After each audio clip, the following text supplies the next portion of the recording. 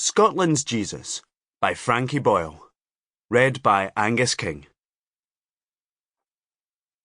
Introduction. There are many reasons why an author chooses to write a book. Perhaps, like me, they're being paid a lot of money to write it. Or perhaps... Nope, that's all I can think of. The good people at HarperCollins did gently hint that I should make this book more commercial. So I had to ask myself about the nature of what's popular in our culture. What do people really want? What would we hope to be offered by a book if we were being completely honest? Which is why I started writing the book you now hold in your hands. A crime porno. The appeal for me was simple. How hard can it be to write 1,000 words of porn every day? I probably text 1,000 words of porn a day. The real problem was not only writing porn and letting the whole thing descend into a kaleidoscope of mouths and limbs and cocks and mouths and cocks and tits. Hence, crime.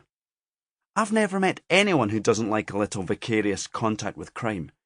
From teenagers killing prostitutes in Grand Theft Auto as a bit of light-hearted escapism from their actual sex lives, to the talcum powder market, foaming their knickers at Daily Mail headlines. The appeal is complex, but, for whatever reason, it excites us to hear about some cunt getting killed. My teenage sexual awakening happened long before the internet. I used to hang out at my local library and scour thrillers for sex.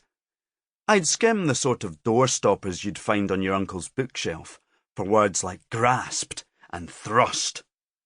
Occasionally, looking up to stare slack-mouthed at real women trying to borrow books, I rejected the opportunity for precocious learning and memorised reams of disjointed encounters between guilt-ridden adulterers, mercenaries and whores, and even the desperate couplings of a southern slave plantation. Perhaps this has affected my adult life.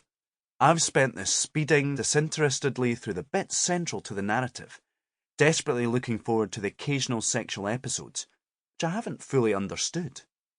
So if part of me imagines this book hitting the Scottish library system, and some wee Wi-Fi-less schoolboy in Pennycook having his aching balls blown off by this filthy lightning bolt of premeditated degradation, or some guy getting his teenage daughter it as a present, because he remembers me from Mock the Week. Merry Christmas, love.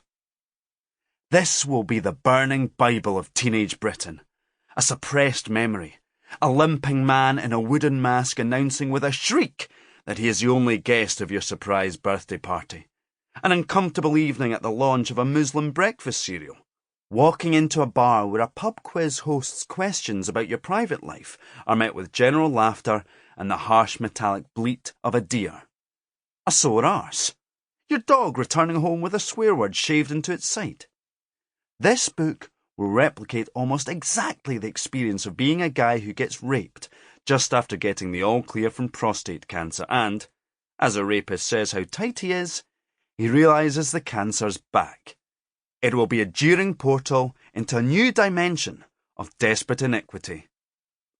Well, I suppose to be entirely accurate, I sent HarperCollins the outline of a crime porno and they told me to fuck off.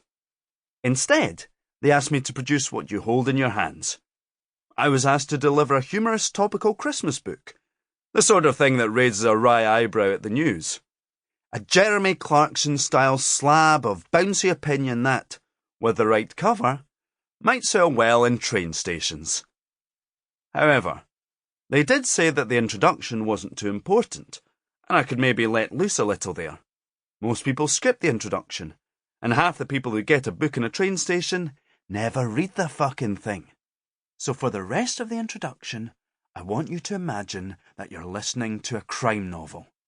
A crime novel in which many of the leads the investigator pursues seem to end in almost pointlessly graphic sex scenes. The taxi pulls up by a little boxy end of terrace. After this, it's all just countryside. After the street lamp on the corner, there's nothing. I pay the cabbie and get out with her. She Sample complete. Ready to continue?